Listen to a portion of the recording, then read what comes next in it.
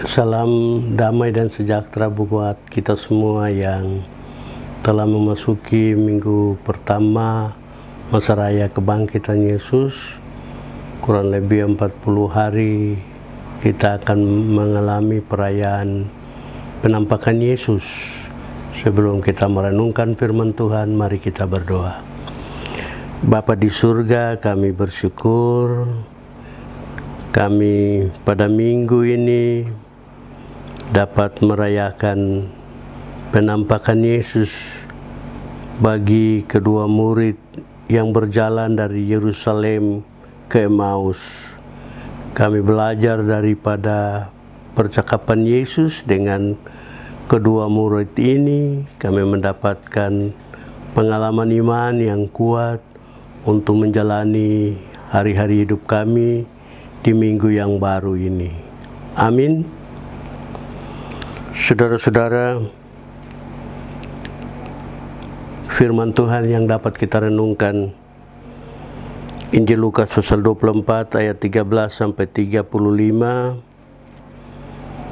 dengan tema mengenal Yesus yang bangkit.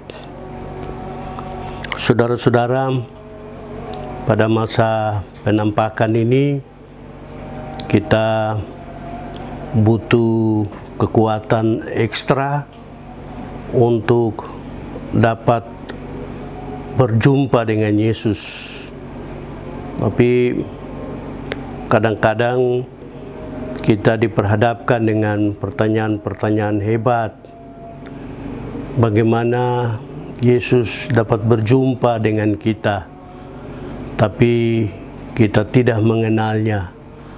Seperti yang diperlihatkan oleh Lukas dalam firman Tuhan, Yesus menampakkan diri di jalan ke Emmaus kepada dua murid, seorang bernama Kleopas dan temannya tanpa nama. Saudara-saudara, Lukas mengatakan dalam firman Tuhan, perjalanan itu penuh dengan dramatis.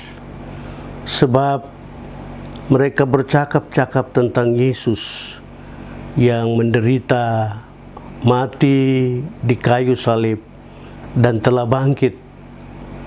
Sementara Yesus ada bersama-sama dengan mereka, tanpa sedikit pun mereka tahu bahwa itu Yesus, guru mereka yang telah bangkit dan sedang bersama-sama dengan mereka.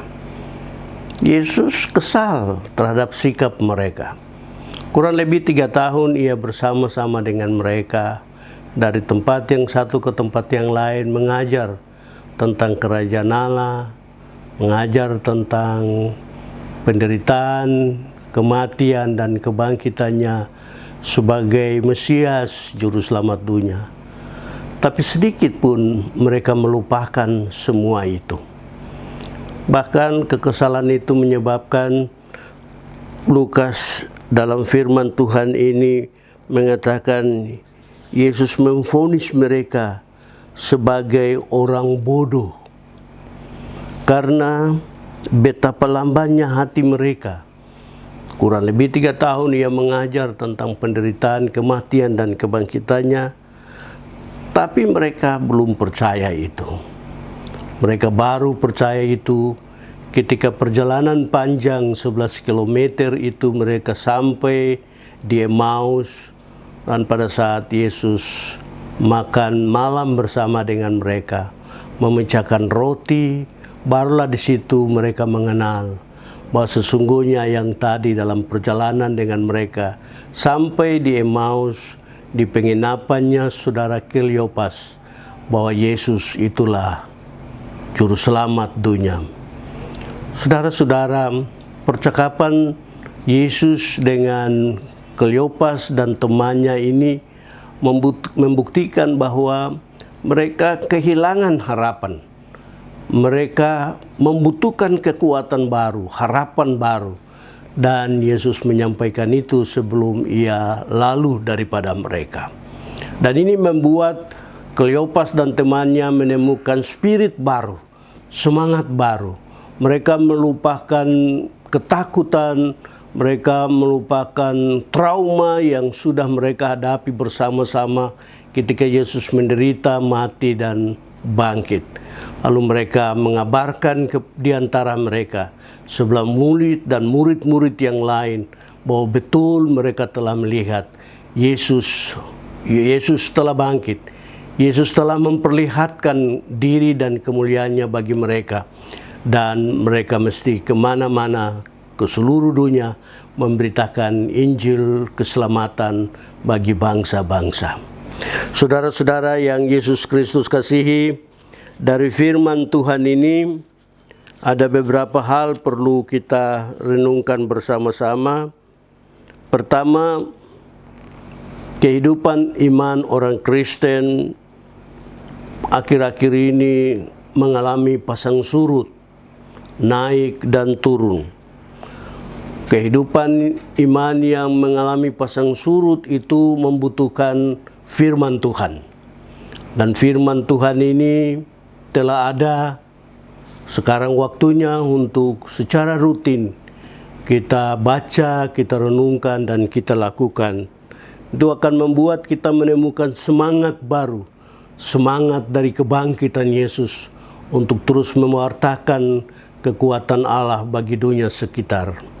Tanpa secara rutin merenungkan firman Tuhan, tanpa secara rutin melaksanakan firman Tuhan, maka semangat kekuatan iman kita kepada Yesus yang bangkit ini akan berkurang.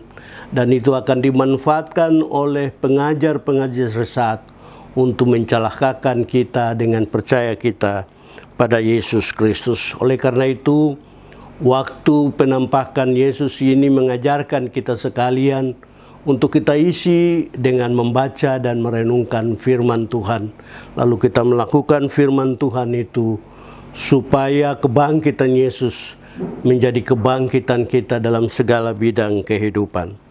Hal yang kedua yang perlu kita renungkan di masa raya penampakan Yesus ini adalah kita terus berjuang bersama-sama supaya orang lain juga dapat mengalami perjumpaan dengan Yesus Kristus. Tidak hanya Yesus berjumpa dengan kita yang setiap waktu mengalami perjumpaan itu, tapi kita juga mendapatkan mandat untuk bertemu dengan orang lain, membuat orang lain bertemu dengan Yesus. Dan ini satu siklus yang mesti kita bangun senantiasa supaya Yesus dapat bertemu dengan kita dan Yesus dapat bertemu dengan orang lain dalam segala kebutuhan-kebutuhan mereka. Hal yang ketiga yang perlu kita renungkan dari firman Tuhan ini adalah dalam perjalanan kita masing-masing maupun bersama-sama, kita yang punya nama. Tapi ada banyak orang tidak punya nama. Walau mereka tidak punya nama, mereka selalu menjadi mitra kita. Mereka selalu menjadi teman perjalanan kita ke depan. Jangan sampai kita menyia-nyiakan mereka. Walaupun kita yang punya nama, mereka tidak punya nama, kita mesti menjadi mitra yang baik dengan mereka.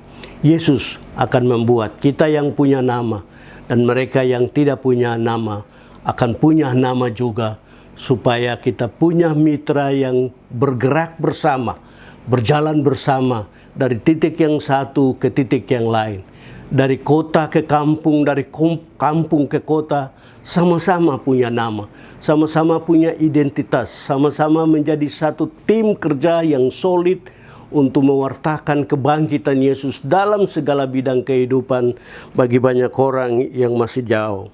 Kita semua membutuhkan perjumpaan dengan Tuhan.